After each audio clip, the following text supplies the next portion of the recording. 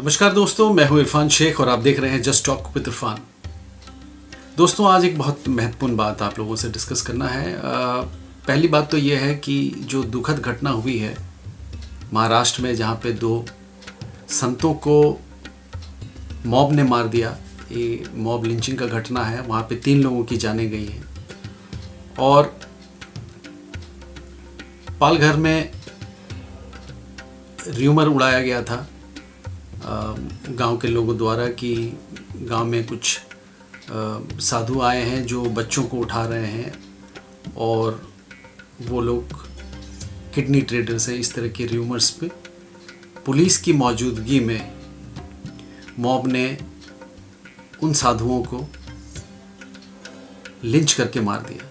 ये बहुत ही दुखद घटना है। सबसे बड़ी बात है कि ये उस वक्त हुआ जिस वक्त पूरे देश में 3 मई तक लॉकडाउन की स्थिति है, सोशल डिस्टेंसिंग की स्थिति है। तो फेल्योर कई लेवल पे हुआ। पहले लेवल पे ये कि जो मैसेज दिया जा रहा है वो मैसेज कामगार नहीं है, वो मैसेज सार्थक नहीं हो रहा, वो मैसेज लोगों तक ठीक ढंग से पहुंच नहीं रहा है। जो पढ़े लिखे लोग हैं, जो वहाँ के डीएम हैं, एसएसपी हैं, वहाँ के जर्नलिस्ट हैं, वहाँ के बुद्धिजीवी हैं, उन लोगों का बातों को नहीं माना जा रहा है। प्रधानमंत्री साहब के इतने अपील करने के बाद भी लोगों में असर नहीं हो रहा है। ये बहुत ही चिंताजनक विषय है। पहली बात तो ये कि इतना सारा भीड़ आया कैसे? लॉ एंड ऑर्डर प्रॉब्लम है, लॉ एंड इशू है। पुलिस वाले क्यों नहीं कंट्रोल कर पाए? उनको वायरलेस सेट पे मैसेज दे करके ज़्यादा पुलिस वालों को मंगाना चाहिए था और बल उन्हें मंगाना चाहिए था। ऐसा क्यों नहीं हुआ? तो बहुत सारे सवाल हैं। अब सवाल ये उठता है कि जो र्यूमर फैलाया जाता है आज के तारीख में, ये र्यूमर गांव में चिल्लाकर या बाज़ार में जाकर या टेलीफोन के माध्यम से नहीं होता है। ये सब व्हाट्सएप यूनिवर्सिटी के माध्यम से होता है, ये सब टिकटॉक के माध्यम से होता है और ये मैसेजेस के माध्यम से होता है। तो मेरी ये गुजारिश है सरकार से कि इस तरह के सिचुएशन में, जब एक कोरोना पेंडेमिक पूरे विश्व में फैला हुआ है, ये एक इमरजेंसी सिचुएशन है और ऐसे सिचुएशन में सरकार को मॉनिटर करना चाहिए। जो आईटी मिनिस्ट्री है, आईएनबी मिनिस्ट्री है, इन लोगों को एक सख्त हिदायत देनी चाहिए लोगों को और पेनलाइज करना चाहिए उन लोगों को कि जो र्यूमर फैलाते हैं। आप ये देखिए, र्यूमर इतना घातक हो सकता है। कुछ ऐसी खबरें भी आई थी जहाँ पे 8-10 मज़दूर कहीं पे बैठे हुए थे, गर्मी की वजह से उन्होंने साफ़ा बांधा हुआ था। तो किसी घर से किसी व्यक्ति ने उस इंसिडेंट को देखा, उन्होंने फ़ोटो पिक्चर बनाया और व्हाट्सएप करके ये भेज दिया लोगों में कि ये तबलीगी वहाँ पे छिपे हुए हैं और शायद उन लोगों को कोरोना है। तो लोग जो है वो घेर लेते हैं ऐसे लोगों को और उनकी पिटाई भी कर देते हैं। इन्वेस्टिगेशन के बाद ये पता चला, पुलिस वहाँ पे आई और पता चला कि वो सब बेचारे मज़दूर थे और वो गर्मी के कारण एक जगह बैठे हुए थे और वो एक्सपेक्ट कर रहे थे कि उनको कोई साधन मिले ताकि वो अपना घर पहुँच सके। तो यहाँ पे एक बात और मैं कहना चाहूँगा कि जिस तरीके से जो ये चम्मच चाटने वाली जो खबरें चली कि तबलीगी जमात के बच्चे ये चम्मच चाट रहे हैं, ये 3 साल पुराना फुटेज है और ये बोहरा कम्युनिटी द्वारा इस काम को किया जा रहा था। इसे सुन्नत माना जाता है कि कोई भी खाने का जो अनाज का एक भी दाना बचे नहीं और उसको पूरी तरीके से खाया जाए, ये सुन्नत है, सुन्नत रसूल है। तो ये घटना जो 2-3 साल पुराना फुटेज को ले करके, ये जो कट एंड पेस्ट करके जिस तरीके से एक भ्रम फैलाया गया चैनल द्वारा, ये भी एक क्रिमिनल ऑफेंस है। और आप ये बताइए कि र्यूमर का ये हालत है कि जिस हिसाब से आज 2 साधुओं को और एक ड्राइवर को भी मार दिया गया, 3 लोगों की मौतें हुई है महाराष्ट्र में। तो ये क्या हो सकता है र्यूमर? ऐसा तो नहीं है कि जो जमाती थे, हम निज़ामुद्दीन की बात करें या कहीं की भी बात करें जहाँ पे इस तरह की खबरें आई कि जमाती फैला रहे हैं। आखिर ये जमाती जो हैं, ये किस गांव में, किस मस्जिद में बैठ के ओखली के अंदर में वो कोरोना वायरस को कूट रहे हैं और बना रहे हैं? ऐसा तो नहीं कि उन्होंने ईजाद किया इस वायरस का। आज पूरे दुनिया को ये इल्म है कि ये जो कोरोना वायरस है ये चाइना से आया और अभी इस पे बहुत सारे कंट्रोवर्सी और कॉन्स्पिरेसी थ्योरी फ्लोट हो रहा है पूरे दुनिया में कि ये मैन मेड है या नेचुरल है। इस पे तहकीकात हो रहा है, इस पे जांच हो रहा है। अमेरिकन प्रेसिडेंट डोनाल्ड ट्रंप ने कहा है कि नेग्लिजेंस रहा है चाइना के लेवल पे, नेग्लिजेंस रहा है WHO के लेवल पे, ये बातें होती रही हैं। तो मेरा ये मानना है कि ऐसे सूरत हाल में जब ये वायरस आया तो जाहिर सी बात है ये वायरस जहाज़ के ज़रिए आया। तो इन जहाज़ों को कौन लैंड करने दिया? वो जो फ़्लाइट से आए उनको दिल्ली में एंट्री क्यों दिया गया उनको? फिर वो दिल्ली में फ़्लाइट से इंदिरा गांधी इंटरनेशनल एयरपोर्ट में उतरने के बाद वो ट्रेन से, बसों से अलग अलग स्टेट्स में गए, ये मूवमेंट क्यों करने दिया गया? सबसे पहला केस जो आया था वो 30 जनवरी को आया था केरला में। एक स्टूडेंट द्वारा मतलब ये पता चला कि उसको कोरोना इन्फेक्शन था और वो वुहान यूनिवर्सिटी में वो बच्चा पढ़ता था। तो मेरा ये कहने का मतलब है कि जब ये केस डिटेक्ट हो गया था उसके बाद 2 बड़े इंसिडेंट हुए जो पॉलिटिकली सिग्निफिकेंट थे, बहुत महत्वपूर्ण भी था। पहला इंसिडेंट तो ये कि हमारे डोनाल्ड ट्रंप साहब एक स्टेट गेस्ट थे और वो आए थे 24 फरवरी को, और फिर 20 मार्च को कमलनाथ ने रिज़ाइन किया। वहाँ पे भी बहुत सारी एक्टिविटीज़ हो रहे थे। तो ये सारे जो घटनाएं थी, एक डोनाल्ड ट्रंप का विज़िट बहुत इम्पॉर्टेंट था पॉलिटिकली भी और मीडिया वाइज, और कमलनाथ का रिज़ाइन करना और बीजेपी की सरकार बनना ये भी बहुत इम्पॉर्टेंट था। तो सारा अटेंशन उधर चला गया था लोगों का, मीडिया का भी और बाकी सारे लोगों का। और जनरली ये देखा गया है कि जितने भी बच्चे जो बाहर पढ़ते हैं ज़्यादातर वो ब्यूरोक्रेट के बच्चे होते हैं, ज़्यादातर वो कॉरपोरेट वर्ल्ड के बच्चे होते हैं, जिनके बिजनेसमैन होते हैं उनके बच्चे होते हैं। तो और वो काफ़ी इन्फ्लुएंशियल होते हैं। ब्यूरोक्रेट डेफिनेटली इन्फ्लुएंशियल है। पॉलिटिशियंस के बच्चे बाहर पढ़ते हैं क्योंकि उनके पास पैसा होता है, वो उनके पास सामर्थ्य होता है अपने बच्चों को भेजने का। तो ये लोग जो पॉलिटिकली पावरफुल लोग हैं, जो इन्फ्लुएंशियल लोग हैं, इनके बच्चे बाहर थे। तो ये डिसीजन लेने में काफ़ी देर हुआ क्योंकि लोगों के अंदर ये टेंडेंसी होता है कि एक बार सब आ जाएं, सारे फ्लाइट्स आ जाएं, बच्चे आ जाएं और फिर डिसीजन लिया जाए। तो ये जो डिले हुआ और ये जो फ्लॉ रहा मिनिस्ट्री ऑफ एक्सटर्नल अफेयर्स में, और अगर हम MHA में कहें, FRRO की बात कहें, ब्यूरो ऑफ इमिग्रेशन की बात कहें, तो ये जो फ्लॉ रहा बाहर से आए हुए लोगों को टेस्ट करने का, ये एक बहुत बड़ा फ्लॉ रहा, जिसके वजह से आज जो हम फिगर्स देख रहे हैं, आज पूरे हिंदुस्तान में जो फिगर्स आए हैं वो ये है कि 17,605 हैव बीन इन्फेक्टेड एंड 500 से ज़्यादा मारे गए हैं। 556 have been killed because of this virus.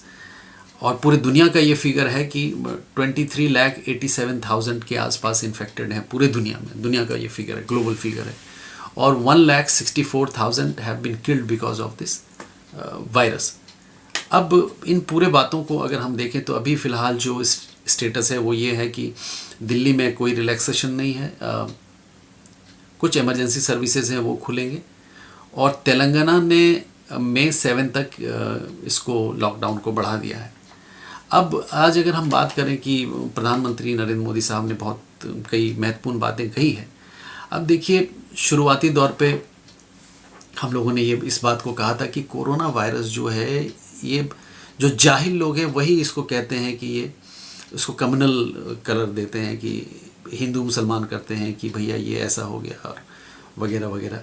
तो आज प्रधानमंत्री को खुद ये कहना पड़ा कि कोरोना वायरस के इम्पैक्ट से कम ये समझ आ गया है लोगों को कि एक कॉमन ब्रदरहुड हो, सब लोग मिल के एक साथ इसका मुकाबला करें। ये बात खुद प्रधानमंत्री नरेंद्र मोदी साहब ने अपने लिंक्डइन में उन्होंने इस बात को लिखा है, और ये सबके लिए मैसेज है। मैं चाहता हूँ कि हमारे जितने मीडिया के दोस्त हैं उसको ट्रांसलेट करें, और हिंदी में ट्रांसलेट करके, उसको भोजपुरी में ट्रांसलेट करके, बंगला में, पंजाबी में, मलयाली में, तेलुगु में, मराठी में, अलग अलग लैंग्वेज में ट्रांसलेट करके ये देश भर में पहुंचाएं। और ये MPs को, मेंबर ऑफ पार्लियामेंट को, MLA को, MLC को, लोकसभा के MP को, राज्यसभा के MP को, और जितने भी पॉलिटिकल वर्कर्स हैं बीजेपी में, कांग्रेस में, RSS में, इन सबको ये रिस्पॉन्सिबिलिटी दे कि वो अपने लोगों को, गांव में जो बसे लोग हैं, जो जनरल कॉमन मैन है ऑफ दिस कंट्री, उन सबको ये बात समझाएं कि प्रधानमंत्री साहब कहना क्या चाहते हैं, और उसको वो इम्प्लीमेंट करवाएं। ये नेशन इंटरेस्ट में ये ज़रूरी है। पूरे देश की सुरक्षा का मसला है। उन्होंने क्या कहा कि AEIOU जैसे वावल होता है अंग्रेजी का, उसी तरीके से AEIOU को फॉलो करना है अगर हमें कोरोना पेंडेमिक के खिलाफ लड़ना है, अगर उसका मुकाबला करना है और उसके खिलाफ जीत हासिल करना है। ए से क्या हुआ? एडेप्टेबिलिटी, यानी हमें अपने बिजनेस को अडेप्ट करना है, हमें अपने सिस्टम को अडेप्ट करना है इस हिसाब से, ताकि हम इंटरनेट के माध्यम से वर्चुअली हम चीज़ों को बढ़ाएं, काम को बढ़ाएं, इंफॉर्मेशन को शेयर करें, जो भी पैसे का लेन देन है उसको हम डिजिटली करें ज़्यादा से ज़्यादा, और ये जो सप्लाई चेन है उसको हम और मजबूत करें। तो एडेप्टेबिलिटी की बात हुई। ई से हुआ एफिशिएंसी। सो हम लोगों को ज़रूरी नहीं है कि आप ऑफिस में कितनी देर बैठें, हम आउटपुट पे ध्यान दें कि हम एफिशिएंट हो जाएं। हमारी एफिशिएंसी बहुत इंपॉर्टेंट है कि हम क्या काम कर रहे हैं, जनरली क्या नॉलेज को एक्वायर कर रहे हैं, उस नॉलेज के आधार पे हम किस काम को कर रहे हैं। वो बैठ के, जैसे मैनेजिंग का काम है वो घर बैठे भी हो सकता है, ऑनलाइन के थ्रू आपके जो सोशल साइट्स हैं, जैसे कि जो पूल है जिसको हम कहते हैं क्लाउड के माध्यम से, आप जूम में करें या गूगल पे करें, आप उसके वीडियो कॉन्फ्रेंसिंग के माध्यम से, आप व्हाट्सएप के माध्यम से, आप गूगल के माध्यम से, स्काइप के माध्यम से आप इंस्ट्रक्शन दे सकते हैं और उस काम को कर सकते हैं। इंक्लूसिविटी, इसमें इंक्लूसिविटी का मतलब ये हो गया कि सभी को आप इसमें इंक्लूड करें। ख़ास तौर पे उन लोगों का ध्यान रखें जो गरीब हैं, उन तक चीज़ें कैसे पहुँचे, जो मजबूर है उन तक, उनको मेन स्ट्रीम के साथ कैसे जोड़ा जाए। और मोबाइल फ़ोन हर जगह है, मोबाइल फ़ोन में इंटरनेट, हम अभी सरकार को ये चाहिए कि वो डेटा को सब्सिडाइज़ कर दे ताकि लोगों तक वो मैसेज और इन्फॉर्मेशन पहुँचे। और सरकार को सख्त हो जाना चाहिए कि कोई भी जो र्यूमर फैला रहा है, चाहे वो कोई बहुत बड़ा चैनल का आदमी ही क्यों नहीं है, उसके खिलाफ भी कार्रवाई होनी चाहिए। बहुत सारे बड़े बड़े जर्नलिस्ट, सो कॉल्ड बड़े जर्नलिस्ट जो अपने आप को कहते हैं बड़ी गाड़ियों में घूमते, वो भी छोटी छोटी हरकतें करते हैं, इस तरह की खबरों को जो जिससे कम्युनल फ्रेंजी भड़ के इस तरह की खबरों को बढ़ाते हैं। और उनका कैटेगरिकली आप देखिए कि जिस तरीके से उनका ट्वीट आता है, एक ख़ास कम्युनिटी को टारगेट किया जाता है और उनकी जो खबरें भी उसी तरीके से होती हैं। तो इस चीज़ पे बहुत गौर करने की ज़रूरत है। इंक्लूसिविटी की बात मैंने कह दिया।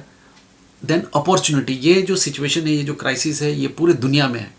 तो उस वक्त आईटी, क्योंकि हिंदुस्तान का आईटी बहुत अच्छा है, लोग काफ़ी शार्प हैं, मेहनती हैं, तो ये ज़रूरी है कि वो लोग इस चीज़ पे ध्यान दें और ज़्यादा से ज़्यादा लोगों तक वो पहुँचे और अपॉर्चुनिटी को, इस वक्त जो अपॉर्चुनिटी है इनके पास, उसको वो अवेल करें और उसको आगे बढ़ाने की बात करें और ज़्यादा से ज़्यादा लोगों को अपने साथ जोड़ने की कोशिश करें। यूनिवर्सलिज्म, AEIOU में यू है। यूनिवर्सलिज्म का मतलब है जो भी काम करे एक हिंदुस्तानी जो बैठा हुआ अपने कंप्यूटर पे, ही और शी कैन कनेक्ट हिमसेल्फ और herself to the various parts of the world, अलग अलग लोगों से जो एक्सपर्ट्स हैं, साइंटिस्ट हैं, डॉक्टर्स हैं, टीचर्स हैं, प्रोफेसर्स हैं। आप उनके व्हाट्सएप में जाइए, आप उनके सोशल मीडिया पे जाइए, आप उनसे बात करें, आप इंटरेक्ट करें। वहाँ पे कोई अगर रेमेडी है आप उनको यहाँ पे लें, उसका एक फ़ोल्डर बनाएं। आप हेल्थ मिनिस्ट्री से बात करें, आप ब्यूरोक्रेट से बात करें। आज की तारीख में किसी भी मंत्री से बात करना ज़्यादा आसान है क्योंकि he is available on social media, he is available on Skype, he is available on Google. तो आप उनको फ़ोन करें, आप टाइम लें, आप उनसे बात करें और कोशिश करें कि किस तरीके से इस क्राइसिस की घड़ी में सब मिल करके इसके ख़िलाफ़ हम कैसे जंग को लड़ें और जीत हासिल करें। तो ये सारी बातें थी जो हमने आपके साथ शेयर किया। मुझे पूरी उम्मीद है कि इस क्राइसिस के घड़ी में कम से कम ये जो मॉब लिंचिंग का केस हुआ महाराष्ट्र में, ये बहुत ही दुखद है और ये जो र्यूमर फैलता है, इस र्यूमर को के ख़िलाफ़ सख्त कार्रवाई होना चाहिए और कम से कम मीडिया वालों को, चैनल वालों को संयम बरतना चाहिए और टीआरपी की खातिर जो है वो कोई भी ऐसी घटिया हरकत ना करें। और इस तरह की हरकतें जो कम्युनल फ्रेंजी बढ़ाते हैं, और आज प्रधानमंत्री ने कहा कि यू हैव टू यूनिफाई, एक साथ मिल करके करना चाहिए। तो प्रधानमंत्री कह रहे हैं इस बात को, यार मूर्खों, कम से कम इस बात को समझो कि इतना बड़ा आदमी उस पद पे बैठा हुआ, सबसे पावरफुल आदमी है देश का, ये बात क्यों कह रहा है? कुछ तो शर्म करो यार, कम से कम नरेंद्र मोदी साहब की तो बात को मानो। तो लेट्स सी जिनको अकल आती है या नहीं। Thank you very much for watching just talk with Irfan. Thanks.